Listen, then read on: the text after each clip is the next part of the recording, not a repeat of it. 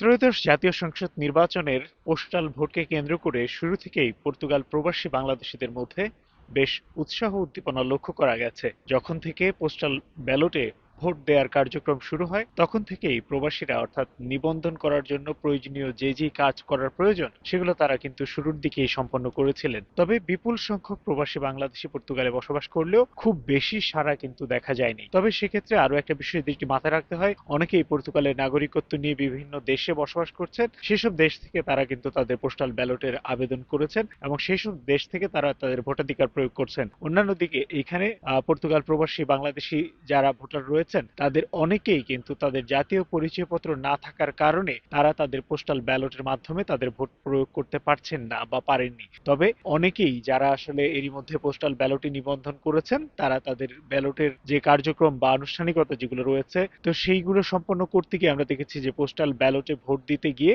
তারা অনেক রকমের বিড়ম্বনার সম্মুখীন হয়েছেন। তবে সবশেষ আমরা দেখেছি যে যারাই এই পোস্টাল ব্যালটের মাধ্যমে ভোট দিতে আগ্রহী ছিলেন এবং আনুষ্ঠানিক নিবন্ধন বা প্রাথমিক কার্যক্রম শেষ করেছিলেন তারা মোটামুটি সবাই তাদের ভোটাধিকার প্রয়োগ করতে পেরেছেন। যে গণতন্ত্র নাগরিক অধিকার হিসেবে আমাদের যে ভোট প্রদান সেটা ইতিমধ্যে আমরা সম্পূর্ণ করতে পেরেছি।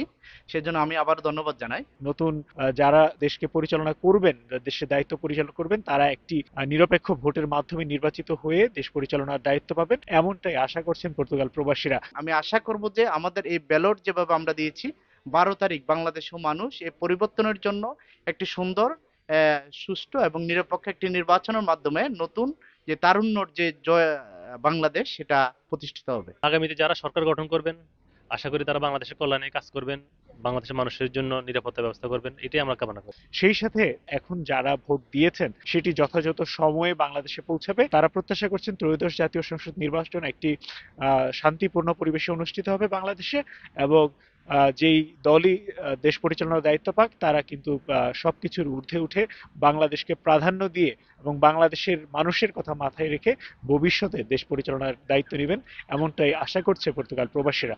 তারিকুল হাসান আশিক, সময় সংবাদ, লিসবন, পর্তুগাল।